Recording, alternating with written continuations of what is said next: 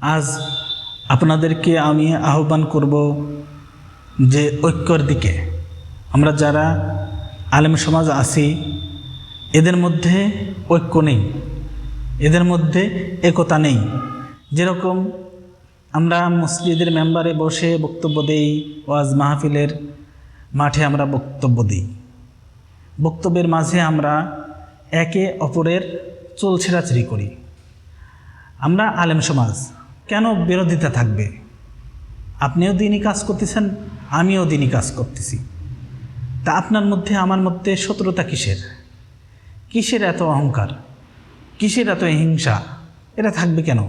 আপনি না আলেম, আপনি না জ্ঞানী, আপনার মধ্যে কেন অহংকার থাকবে, কেন হিংসা থাকবে?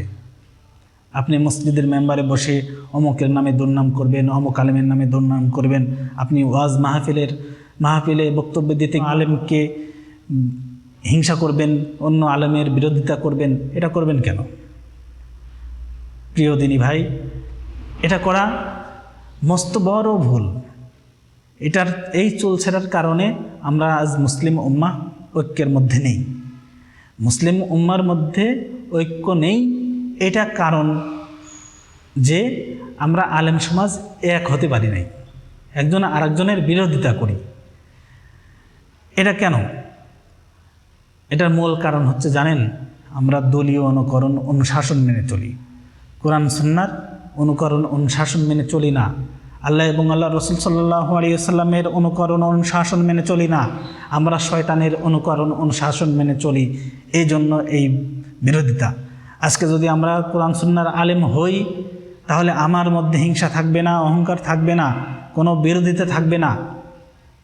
অন্য আলেম ভাইয়ের প্রতি বিদ্রুপ প্রকাশ করতে পারবো না আমি। যদি আমার মধ্যে সঠিক দ্বীনি এলেম থেকে থাকে, এই সঠিক দ্বীনি এলেম প্রচার করার জন্য আপনাকে আল্লাহ তাআলা পছন্দ করছেন। আল্লাহ তাআলা আপনাকে পছন্দ করছেন বিধায় ধর্মীয় জ্ঞান আপনাকে দান করছেন। যেরকম রাসূলুল্লাহ সাল্লাল্লাহু আলাইহি ওয়াসাল্লাম বলেন, মাইয়ুরিদিল্লাহু বিহি খায়রান ইউফাক্কিহু ফিদ্দীন। আল্লাহ তাআলা যার মঙ্গল কামনা করেন তাকে ধর্মীয় জ্ঞান এলেম দান করেন। তাহলে আপনাকে আল্লাহ তাআলা পছন্দ করছেন, আল্লাহ তাআলা আপনাকে ভালোবাসছেন, আল্লাহ তাআলা আপনাকে আপনার মঙ্গল কামনা করেন, এই জন্য আপনাকে ধর্মীয় জ্ঞান দান করছেন। এই ধর্মীয় জ্ঞান আপনি পেয়ে কেন আল্লাহ তাআলার হুকুম অমান্য করতেছেন? আল্লাহ তাআলা আপনাকে হিংসা করতে নিষেধ করছে, আল্লাহ রাসূল সাল্লাল্লাহু আলাইহি সাল্লাম হিংসা করতে নিষেধ করছে, আল্লাহ তাআলা আপনাকে অহংকার করতে নিষেধ করছে, আল্লাহ রাসূল সাল্লাল্লাহু আলাইহি সাল্লাম আপনাকে অহংকার করতে নিষেধ করছে। কেন আপনি ধর্মীয় জ্ঞানে জ্ঞানান্বিত হয়ে জ্ঞান অন্বেষণ করে আপনি আরেকজনের বিরোধিতা করেন, আপনি আরেকজনের বিরুদ্ধে হিংসা করেন? অতএব হে আলিম ভাই, হে দ্বীনের খেদমত করেন যারা প্রিয় ভাই, তাদেরকে আমি আকুল আবেদন জানাচ্ছি, যাদের মধ্যে এই নীতি আছে যে অন্যের বিরুদ্ধে গীবত গাওয়া, অন্যের বিরুদ্ধে কটূক্তি করা, অন্যকে অপমান করা, অন্যকে অন্যায় অপদস্থভাবে হেনস্থ করা, এটা থেকে বিরত থাকতে হবে। প্রিয় দিনী ভাই, আপনি আমার ভাই, আমি আপনার ভাই, আমি আপনাকে সহযোগিতা করব, আপনি আমাকে সহযোগিতা করবেন।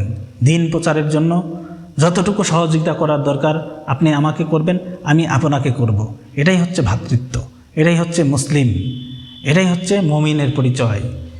অতএব আসুন আমরা এই মতানৈক্য দূর করে, এই নীতি আমাদের মধ্য থেকে ত্যাগ করে আমরা কোরআন সুন্নাহকে অনুসরণ করি, আল্লাহ এবং আল্লাহ রসুল সাল্লাল্লাহু আলাইহি ওয়াসাল্লামের অনুকরণ অনুশাসন মেনে চলি।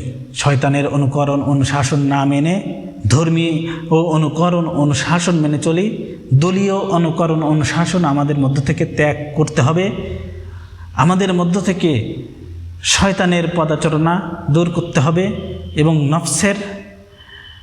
নফসের যে অনুকরণ অনুশাসন করি আমরা, নফসের যে আত্মার প্রবৃত্তির অনুসরণ করি, সেটা আমাদেরকে ত্যাগ করতে হবে। ত্যাগ করে আল্লাহ তাআলা যেন তার দ্বীন প্রচার করার জন্য, তার ধর্ম ইসলাম প্রচার করার জন্য আল্লাহ তাআলা আমাদেরকে সঠিক বুঝ দান করেন। সকলেই বলি আল্লাহুম্মা আমিন।